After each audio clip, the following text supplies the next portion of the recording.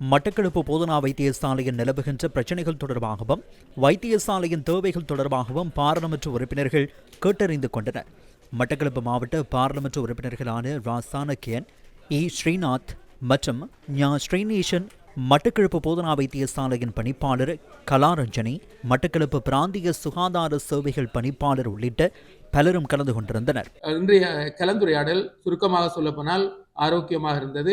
இவ்வாறான கலந்துரையாடல்களை செய்வதன் மூலமாக மக்கள் மத்தியில் ஏற்படக்கூடிய சந்தேகங்கள், வைத்தியசாலை சம்பந்தமாக இருக்கின்ற அழுத்தங்கள், நிர்பந்தங்கள் பற்றியும் நாங்கள் புரியக்கூடியதாக இருந்தது.